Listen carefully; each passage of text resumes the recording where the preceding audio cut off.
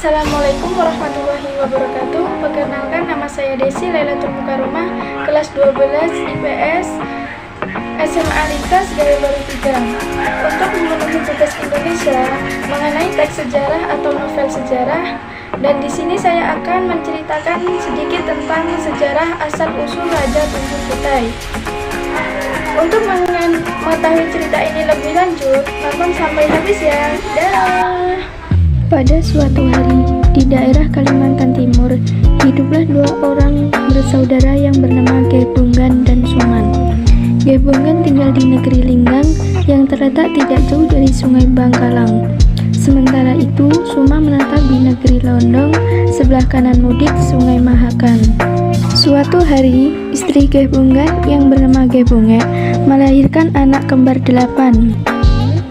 Gebongan merasa sedih karena ia merasa tidak sanggup menghidupi 8 anaknya. Pasangan suami itu akhirnya mereka memutuskan untuk membuang anak-anak mereka ke Sungai Mahakam. Beberapa tahun kemudian, Gebongan kembali melahirkan anak kembar 8.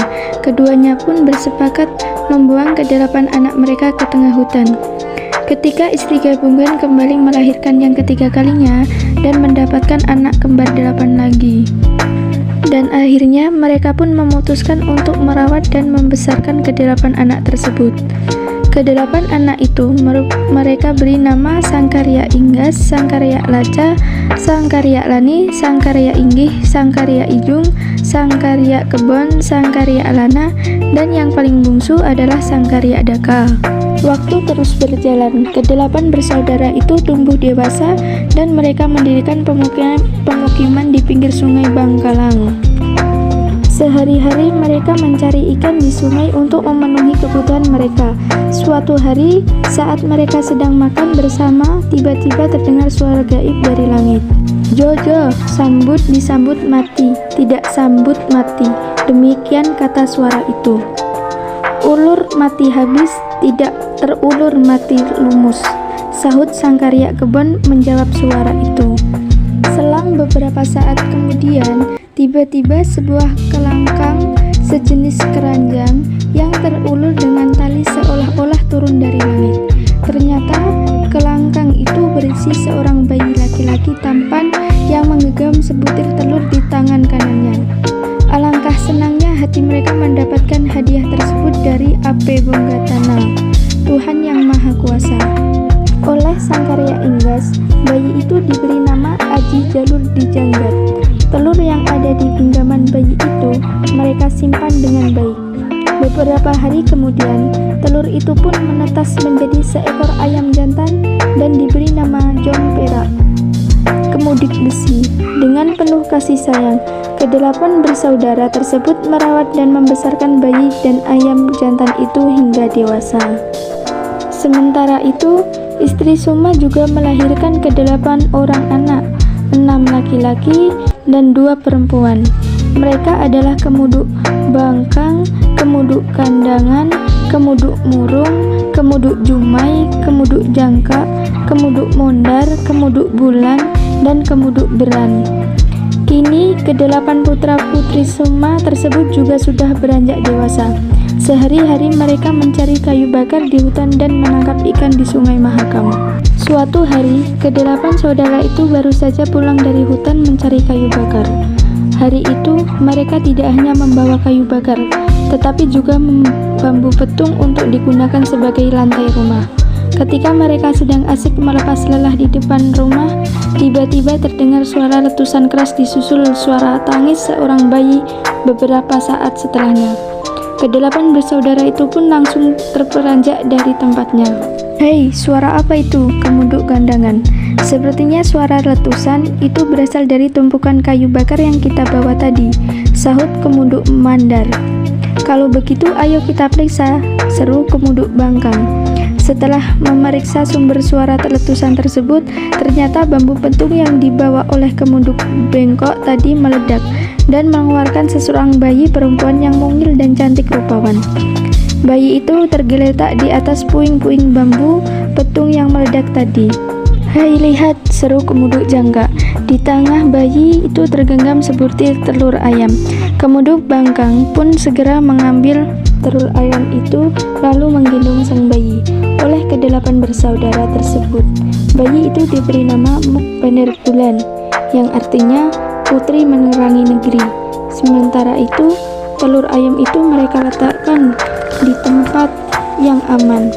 Tak beberapa lama kemudian, telur itu pun menetas menjadi seekor anak ayam betina. Sama halnya kedelapan anak Gebunggan Kemuduk Bangka beserta saudara-saudaranya merawat dan membesarkan bayi dan anak ayam tersebut hingga dewasa. Putri Mukbandar Bulan tumbuh menjadi seorang gadis yang cerdas dan bijaksana. Tak mengherankan jika ia diangkat menjadi ratu di sebuah negeri yang bernama Tanah Tunjang. Saat itu, Ratu Negeri Tunjung itu kerap melakukan kunjungan di negeri-negeri tetangga, termasuk negeri Linggang. Suatu hari, Ratu Mukbandar Bulan mendengar kabar bahwa di negeri Linggang ada seekor ayam jantan yang berbulu putih, berjambul dan berjambing. Ayam jantan itu tak lain adalah si Jong Perak Kemudi Besi milik Aji Jalur Dijangkat. Sang ratu sangat tertarik ingin membeli ayam jantan itu untuk dijadikan sebagai pasangan ayam betinanya. Ia pun mengajak Kemuduk Bengkong bersaudara untuk mengunjungi negeri itu. Keesok harinya, Ratu Mukbandar Bulan beserta rombongannya berangkat menuju negeri Linggang dengan menggunakan 10 perahu rupanya. Pada saat yang bersamaan, Aji Jalur Dijangkat beserta sang karya Igas bersaudara juga sedang melakukan perjalanan menuju ke negeri London dengan membawa 10 perahu. Akhirnya, kedua rombongan tersebut bertemu di ujung rantai Gonali dan mereka pun bersepakat untuk berhenti di negeri Rantau Batu Gonali. Saat kedua rombongan saling berhadapan, kedua ayam yang ada pada masing-masing rombongan itu saling menyahut. Hal itu pertanda bahwa kedua ayam tersebut saling menyukai. Tidak hanya itu, kedua pemilik ayam tersebut yaitu Aji Jalur Dijangkat dan Mukbandar Bulan ternyata juga saling jatuh hati.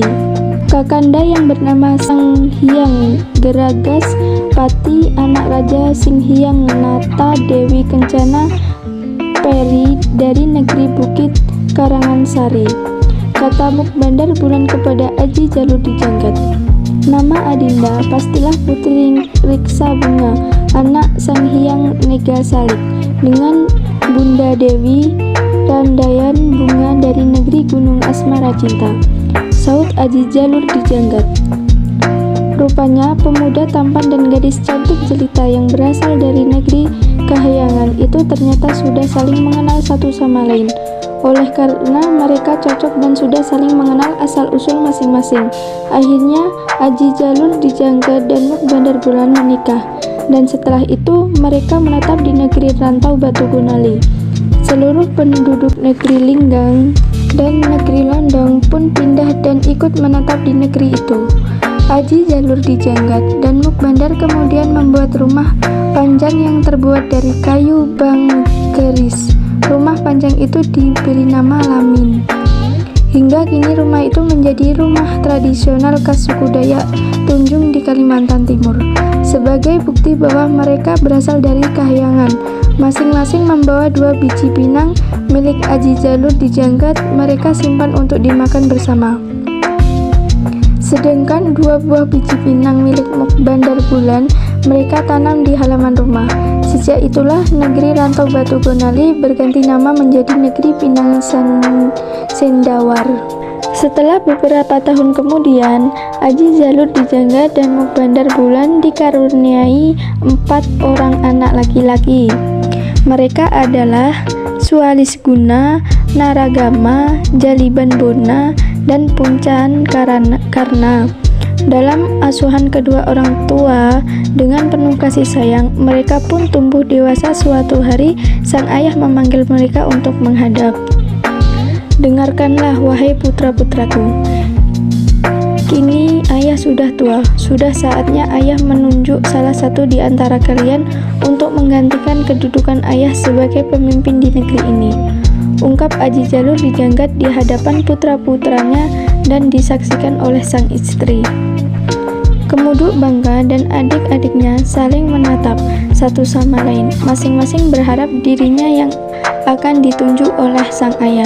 Namun Aji Jaluk Dijanggat adalah raja yang adil dan bijaksana. Ayah tidak akan menunjuk langsung salah seorang di antara kalian. Ayah pikir bahwa akan lebih adil jika akan diadakan lomba menyeberangi sungai sambil membawa gong sebanyak 7 kali. Pulang pergi, siapapun di antara kalian yang memenangi lomba tersebut, maka dialah yang berhak menggantikan ayah.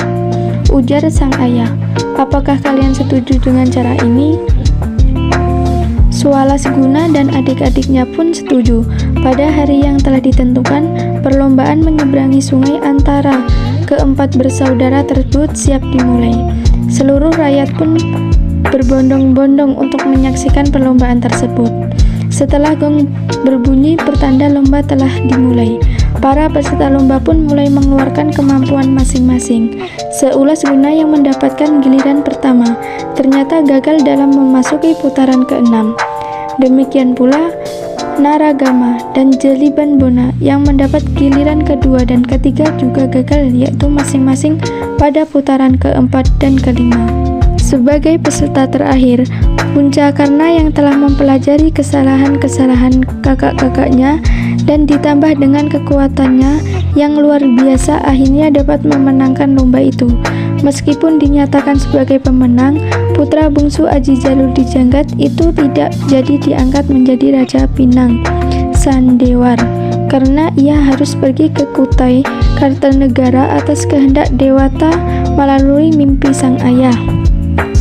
Pada malam sebelum meninggalkan tanah kelahirannya, Puncakarna mendapat pesan dari Sang Hyang Naga Salik atau neneknya melalui mimpi bahwa Raja Negeri Kutai yang bernama Maharaja Sultan mempunyai 6 orang anak. 2 di antaranya adalah putri, yaitu Aji Dewa Putri dan Aji Ratu Putri. Menurut sang nenek, Aji Ratu Putri itulah yang akan menjadi jodohnya.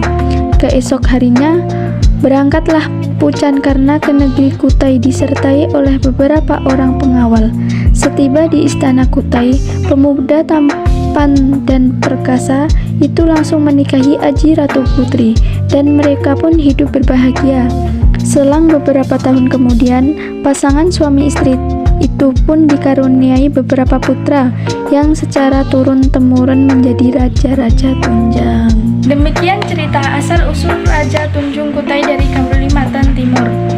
Kesimpulannya adalah pentingnya keutamaan sifat adil sebagaimana yang dimiliki oleh Aji Jaluk Dijanggat.